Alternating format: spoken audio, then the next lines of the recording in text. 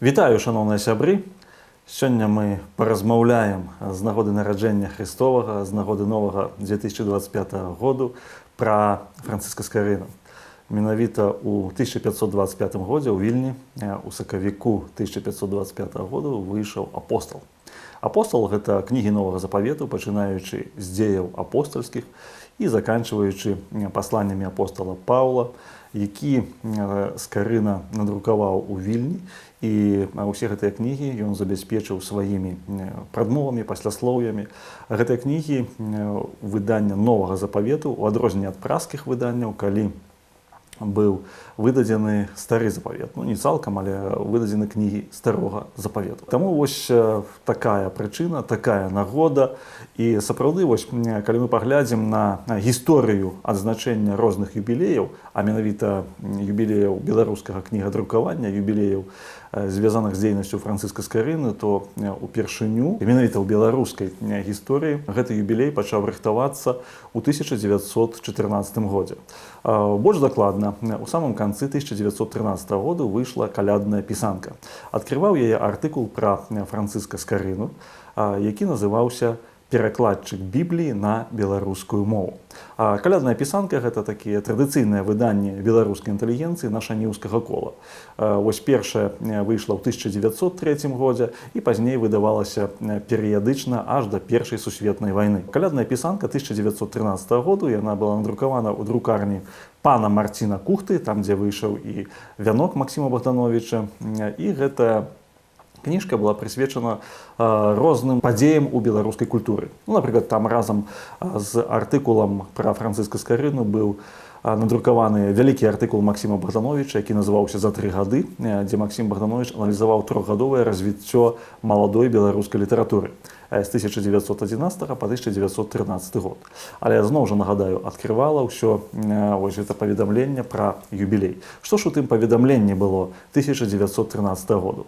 Ну, у першую чаргу рэдакцыя вось каляднай пісанкі, а гэта хутчэй за ўсё былі браты Луцкевічы, верагодна, магчыма, Вацлаў Ластоўскі, магчыма, іншыя беларускія адраджэнцы нашаніўскага кола.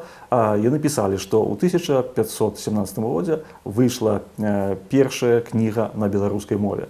І гэта быў пераклад Бібліі Францыска Скарыны. З нагоды гэтага патрэбна рыхтавацца да 1917 году, каб адзначыць 400-гадовы юбілей беларускага кнігадрукавання і адначасова беларускай Бібліі.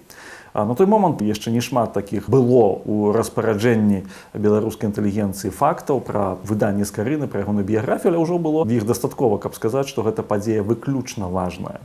Просто важнасць і цяжка перацаніць. Пачатку 1914 году быў створаны аргкамітэт. У аргкамітэт таксама ўваходзілі беларуская інтэлігенцыя, і меркавалася, што за 3 гады ці за 4 амаль што гады да 1917 году, да жніўня 1917 году, будзе падрыхтаваны вялікі такі зборнік выданняў пра Францыска Скарыну, што беларуская інтэлектуальная сілы ўжо дастаткова, каб апрацаваць і выдаць гэты зборнік, што будзе падрыхтаваны таксама і створаны музей Францыска Скарыны. Таксама меркавалася стварыць беларускае навуковае таварыства імя Францыска Скарыны. І фактычна вось, такая была распрацавана шырокая праграма нацыянальнага святкавання. Але з гісторыі мы ведаем, што 1917 год ён перавярнуў усю гісторыю не толькі Беларусі, але ўсяго свету. Па-першае, у 17 годзе Беларусь была падзелена лініяй акопаў на частку нямецкую і частку расейскую. Беларуская інтэлігенцыя таксама апынулася ў такім раз'яднаным стане. Часткова у Вільні, часткова у Менску. Нарэшце, трэба сказаць, што тыя ініцыятывы, якія былі задуманы, запланаваны, яны проста не змаглі рэалізавацца ў тым аб'ёме, які быў запланаваны ў 1914 годзе, у першай палове 1914 году. Такім чынам, 110 год таму была створана праграма дзеянняў па адзначэнні і ўшанаванні скарынаўскага перакладу Бібліі. І сама цікава, што ў 1913 годзе акрэслілі галоўную місію Скарыны, гэта перакладчык Бібліі на беларускую мову. 1917 год надышоў, і вось з'явілася шмат артыкулаў пра Францыска Скарыну. У першую чаргу артыкулы Рамуальда Зямкевіча. Рамуальд Зямкевіч — гэта такі беларускі калекцыянер, збіральнік, бібліяфіл, які зрабіў вельмі шмат для таго, каб сабраць шмат беларускіх старадрукаў. Вось Рамуальд Зямкевіч у газеце «Вольная Беларусь», якая пачала выходзіць у сакавіку 1917 года ў Менску, ён апублікаваў як мінімум 3, а можа і 4 артыкулы пра Францыска Скарыну і пра гэты юбілей. Што ён пісаў? Ён пісаў, па-першае, біяграфічныя звесткі, што Францыск Скарына, ён чалавек, на якога ніхто не прэтэндуе. Не прэтэндуюць ні расейцы, ні палякі, ні літоўцы, ні ўкраінцы. Таму гэты юбілей могуць адзначаць толькі беларусы. Вось гэта такая была выключная постаць у гісторыі славянскага кнігадрукавання, але гэта постаць належыць толькі беларусам. З аднаго боку ніхто на яе не прэтэндуе, але з іншага боку, калі беларусы не адзначаць, то ўвогуле ніхто не адзначыць вось такі духоўны, інтэлектуальны подзвіг Францыска Скарыны. Наступныя моманты ён звяртаў увагу на тое, што, напрыклад, у Маскве стаіць помнік першадрукару Івану Фёдарову, расійскаму першадрукару, які шмат што зрабіў для таго, каб пачалося кнігадрукаванне ў маскоўскай дзяржаве.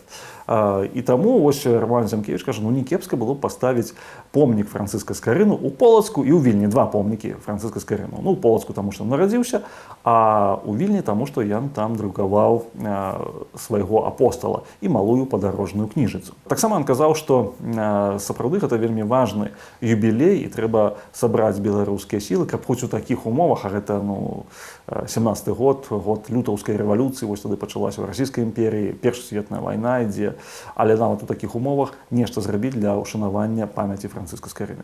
І таксама у іншых сваіх артыкулах ён разважаў над тым, от кнігі Скарыны яны дайшлі да нас, пісаў ён 100 год таму. А ці дойдуць нашыя кнігі да нашых нашчадкаў праз 400 гадоў.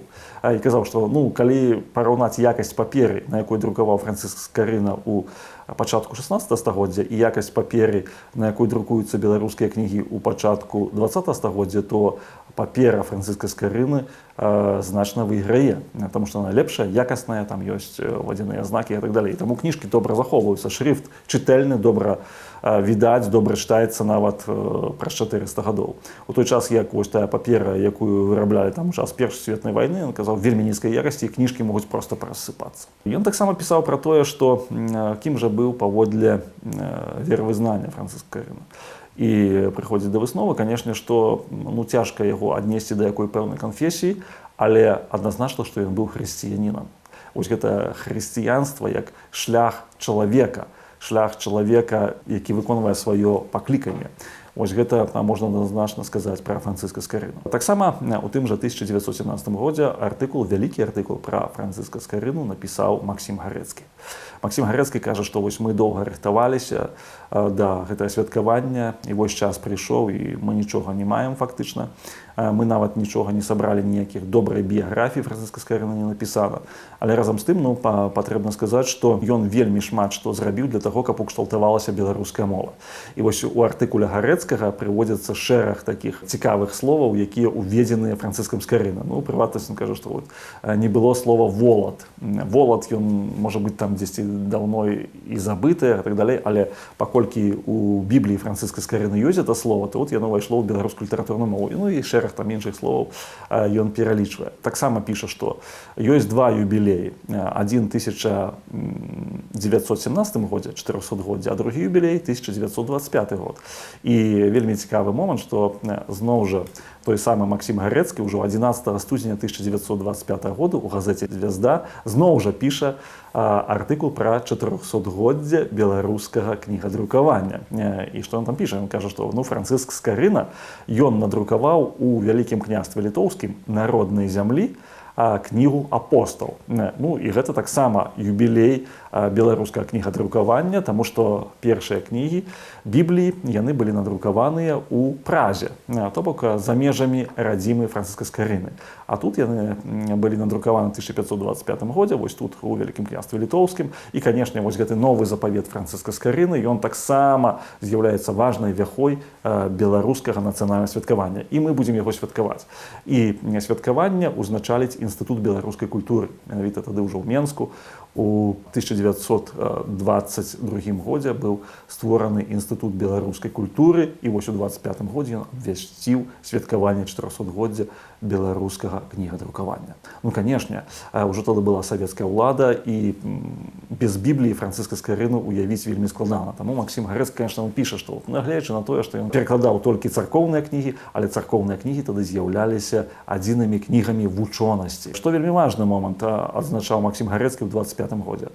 Ну, па-першае, што гэта святкаванне паказвае сілу беларускага духу і сілу інтэлектуальнага патэнцыялу беларускага народу. Мы маем уласны пераклад Бібліі аднымі з першых сярод славянскіх народаў. У гэтым вялікая наша моц. Таксама ён адзначаў, што вельмі важныя моманты у біяграфіі Скарыны, што ён не быў нейкім вялікім панам, што ён не быў такім заможным чалавекам, як ён пісаў, як пісаў Гарэцкі, багатыром ён не быў. Ну, багатыр — это вельмі заможны чалавек. А ён быў, ну, такім чалавекам паспалітым, месцічам, хоць і не з бедных людзей. Ён быў чалавекам у гэтым сэнсе з беларускага народу. Ён не паходзіў з такой шляхты і так далей, ажыццяўляў найлепшыя чаканні беларускага народу. І ў гэтым сэнсе, конечно, на той момант 1925 годзе гэта вельмі добра клалася, таму што там крытыкавалася беларуская шляхта, паказвалася, што, канешне, шляхецтва гэта яны хоць і былі выбітныя прадстаўнікі асобныя, але ў цэлым гэта клас такі эксплуататарскі, клас паразітычны. Ну, у гэтым сэнсе Францыска Скарына ён не належаў да гэтага класу, і таму вось ён выбіўся на такія вяршыні вучонасці, скончыў Еўрапейскі універсітэт і пераклаў Біблію, надрукаваў яе. Ну і вельмі знакава. Вось ёсць два артыкулы Максіма Гарэцкага.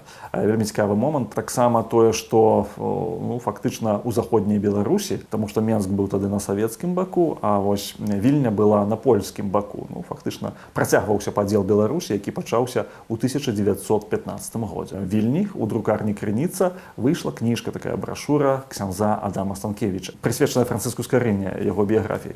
І таксама пісаў, як і Максім Гарэцкі, што рыхтаваўся юбілей 1917 годзе, але з прычынаў аб'ектыўных ён быў не адзначаны ў 1917 годзе, і таму 1925 год, 400-годдзе выдання апостола Францыска Скарыны, 400-годдзе выдання вось такой важнай кнігі, мяркуем святкаваць гэты юбілей, святкаваць ужо ў Вільні. Такім чынам, па абодва бакі польска-савецкай мяжы беларуская інтэлігенцыя і шырокія колы, можна сказаць, беларускага грамадства рыхтаваліся да адзначэння юбілею выдання новага запавету Францыскам Скарынам. Таксама меркавалася, што ў 1925 годзе выйдзе з друку першае Евангелле ў перакладзе Лукаша Дзекуцьмалея і Антона Луцкевіча. Гэта Евангелле паводле Лукі, якое планавалася выдаць у 25 годзе да юбілею. Ну, аднак з розных прычынаў, у першую чаргу з эканамічных прычынаў, ажыццявіць гэтае выданне не ўдалося, але яно рыхтавалася. І вось тут так Францыска Скарына, перакладчык Бібліі, Лукаш Дзекуцьмалей, перакладчык Бібліі ўжо ў 20 стагоддзі. Вось такая была такая паралель, і хацелася, каб было гэта Евангелле, каб можна было падтрымаць Евангелле таксама на сучаснай беларускай мове. Але Евангелле паводле Лукі, перакладзе Дзекуцьмалея Луцкевіча, выйшла ў 1926 годзе, наступны год пасля юбілею. Увогуле святкаванне 1925 году яно надало такі імпульс увогуле скарыназнаўству. Напрыклад, у 1927 годзе Мітрафан Донер-Запольскі, наш выбітны гісторык, ён напісаў спецыяльны артыкул у гістарычна-археалагічным зборніку, прысвечаны гэтаму юбілею. І ён напісаў пра Францыска Скарыну. Ён казаў, што выданне беларускага перакладу Бібліі Францыскам Скарынам яно спрыяла фармаванню беларускага інтэлектуальнага асяроддзя. што ў той час, конечно, і універсітэты еўрапейскія, і еўрапейскія інтэлектуальныя колы яны былі вельмі моцна завязаныя на перакладах Бібліі. І ўвогуле тады пашыралася такая думка. Гэту думку сфармуляваў у 1935 годзе Тамаш Грыб у часопісе «Іскры з Карыны», які выходзіў у Празе. У чым сутнасць гэтай думкі? Мартин Лютер сфармаваў нямецкае хрысціянства, Жан Кальвін сфармаваў швайцарскае хрысціянства, Ян Гус сфармаваў чэшскае хрысціянства, а Францыск Скарына сфармаваў беларускае хрысціянства. Вось гэты інтэлектуальны асяродак, які сфармаваны Францыскам Скарынам, дзякуючы перакладам. Менавіта беларускі пераклад Бібліі пачаў фармаваць беларускую нацыянальную тоеснасць. І ў гэтым сэнсе усе рыхтаваліся да таго, каб адзначаць, і гэта надавала імпульс сапраўды звярнуцца як да біяграфіі Францыска Скарыны, так і, канешне, да ягоных працаў, да перакладаў, да празмоваў, пасляслоўяў і ўвогуле да беларускай біблійнага тэксту. Тым больш, што вось 20-е гады гэта быў час, калі выходзілі беларускія Евангеліі адно за адным. Яны выходзілі ў Лодзі друкам выдавецтва «Компас» вялікім накладам у 25 000 асобнікаў кожнае. Паводле Лукі, паводле Марка, паводле Яна, паводле Мацвея. Усе гэтыя 4 Евангеліі яны выйшлі ўжо да 1928 году, а ў 1931 годзе выйшаў цалкам новы запавет у перакладзе Лукаша Дзікуцьмалея і Антона Луцкевіча, таксама вялізным на той час накладам 25 000 асобнікаў. Можна сказаць, што у заходняй Беларусі распаўсюджвалася і біблійная літаратура па-беларуску, што ва ўсходняй Беларусі з гэтым было складаней, скажем так. Вельмі важны момант таксама, што асэнсаванне спадчыны Скарыны яно ішло на розных узроўнях. Вось мы ўжо казалі пра эсэй Ігната Абдзіраловіча «Адвечным шляхам», дзе ён казаў, што сапраўды шлях Скарыны — гэта шлях беларускай нацыянальнай ідэі. Это сінтэз лепшых ідэяў заходняга і ўсходняга хрысціянства. Сінтэз на аснове Бібліі, на аснове Хрыста, які адраджае, абуджае народ, які ўваскрос з мёртвых, так і беларускі народ воскресае з мёртвых на нашых вачах. 1921 год. А ў 1935 годзе зноў жа Тамаш Грыб звярнуўся да ягонага артыкула. Ён пісаў, што адвечны шлях — шлях Скарыны. І вось гэты шлях Скарына акрэсліў, што беларускі хрысціянін гэта чалавек, які напоўнены гістарычным аптымізмам. І гэты гістарычны аптымізм даюць менавіта пераклады Францыска Скарыны, сам біблійны тэкст у перакладах Францыска Скарыны. Сутнасць гэтага аптымізму ў тым, што добрая ідэя, якая падтрымліваецца самім Господам, Ісусам Христом, яна не загіне. За гэтай ідэяй стаіць сам Господ, які стварыў нябёсы і зямлю. Вельмі цікавы момант. У той час пачалі параўноўваць беларускія друкі з друкамі суседніх краінаў. І многія беларускія інтэлектуалы яны пісалі, што, канешне, беларуская культура была на вышыні, на ўзроўні і не саступала ні суседнім краінам, ні нават далёкім краінам. Параўноўвалі, напрыклад, нямецкія выданні таго часу і выданні Францыска Скарыны. Такі наш выдатны мастацтвазнаўца, як Мікола Шчакаціхін, ён напісаў цэлую кнігу ў 1926 годзе о гравюры у выданнях Францыска Скарыны. Ён кажа, это фантастычная колькасць і якасць гэтых гравюраў. Гэта аўтапартрэты ў біблійных выданнях, якія фактычна ўпершыню з'яўляюцца ў гісторыі сусветнага мастацтва. І тут, конечно, Францыск Скарына ён мае такую перадавую ролю. Гэта, конечно, узняло прэстыж беларускай культуры, беларускай мовы, беларускай біблістыкі, беларускай інтэлектуальнага асяроддзя. Вось яно было ў 16 стагоддзі. Конечно, сведчыла пра тое, што гэты юбілей ён дазволіў яшчэ раз пераасэнсаваць увогуле лёс Беларусі у сусветнай гісторыі. І, конечно, мяркуючы па тым, што адбылося у наступныя гады, што памяць пра Францыска Скарыну не памірала. Нават у часы Савецкага Саюзу, Савецкай Беларусі. У 48 годзе напісаў вялікі артыкул пра Францыска Скарыну акадэмік, гісторык Владзімір Перцаў. У 1967 годзе святкавалася 450-годдзе беларускай кнігадрукавання. Зноў жа пастаўлены помнік Францыску Скарыну. Цяпер ён ёсць і ў Полацку, і ў Вільні, і ёсць у Калінінградзе, нават помнік у Лідзе. Шмат з'явілася ушанавання. І вельмі важны момант, што у беларускім інтэлектуальным асяроддзі ўзніклі ідэі у сувязі з юбілеем Францыска Скарыны зрабіць, па-першае, нацыянальную бібліятэку, і каб у гэтай нацыянальнай бібліятэцы так называлася, вось просто так і пісалі ўжо яшчэ ў 1917 годзе, што ў гэтай нацыянальнай бібліятэцы павінны быць на першым месцы творы Францыска Скарыны, стварыць нацыянальны беларускі музей. І ў гэтым музеі на першым месцы павінны быць Францыска Скарыны. І мы бачым, як гэта рэалізоўвалася. Хоць тады здавалася, ў 1917 годзе, што гэта у самой Беларусі можа не існаваць. Хоць яна падзелена. Тут ёсць вялізная нямецкая армія, тут ёсць вялізная царская армія. І народ падзелены вось гэтымі лініямі акопаў. Але такія мары, якія былі тады на дзіва, такім невялікім па гістарычных мерках часу, яны былі рэалізаваны.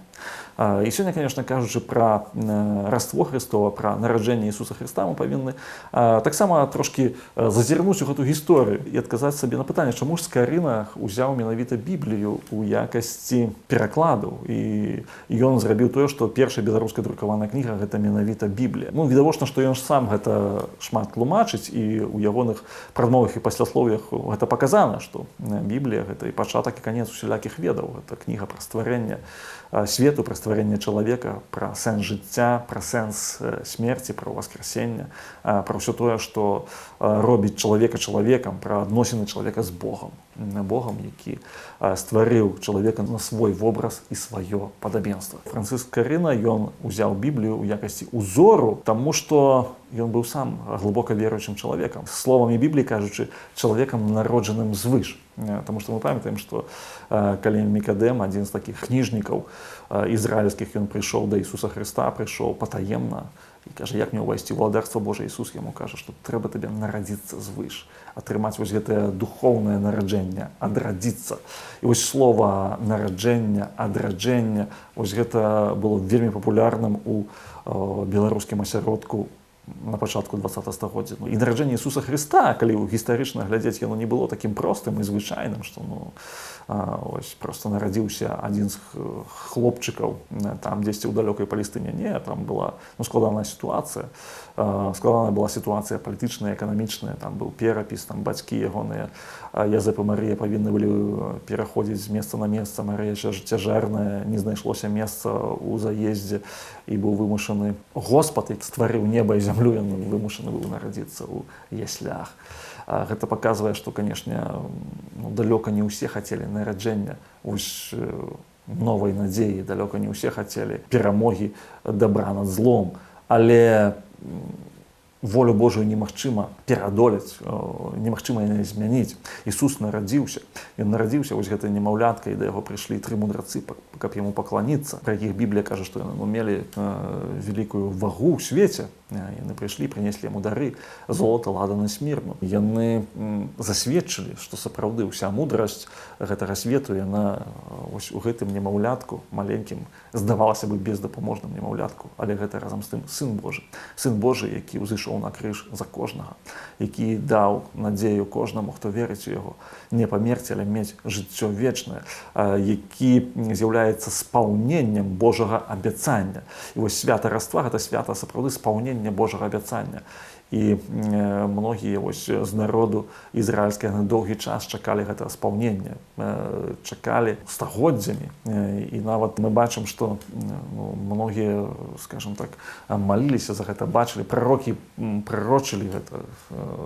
Многія прарокі, Ісая прарок і валадар Давід, яны казалі пра то, што народзіцца вось гэты валадар, які будзе трымаць лёс усяго свету ў сваіх руках. Але гэта не быў валадар у такім разуменні, што валадар палітычны, валадар ці валадар, які будзе трымаць царства ў сваіх руках. Не. Гэта валадар, які быў духоўны, валадар духу. І вось нараджэнне Ісуса Хрыста паказвае, што дух ён мацнейшы за цела. Дух ён вельмі важны, дух ён вельмі істотны. І таму, конечно, хочацца ўсіх павіншаваць і сказаць, што вось гэтае нараджэнне, яно вельмі важнае, і яно актуальна сёння, яно актуальна кожны дзень, яно актуальна кожную хвіліну. Кажучы пра наступны год, 2025, трэба сказаць, што таксама 500годдзя беларускай Бібліі. Як мы кажам, што мы святкавалі яго ў 2017 годзе, так і ў 2025. Як было ў 1917, так было ў 1925. Тут мы не хібім супраць гістарычнай праўды, але працягваем ідэю выдатных прадстаўнікоў беларускай інтэлігенцыі, якія жылі 100 гадоў таму. Таму, канешне, дзякую Богу, цяпер ёсць шэраг перакладаў Бібліі на беларускай мове. Ёсць поўная Біблія на беларускай мове, перакладзена з арыгінальных моваў. Ёсць электронныя варыянты, ёсць хоць бы часткова аўдыё-варыянты беларускай Бібліі. Цэлая беларуская біблістыка. Таму ў гэтым сэнсе справа з Карынай яна працягваецца. І ў 21 стагоддзі працягваецца. І гэта паказвае, што сапраўды мы, як народ, мы маем надзею. Мы маем надзею, таму што Господ пра нас не забыўся. Са святам усіх, з Божым нараджэннем.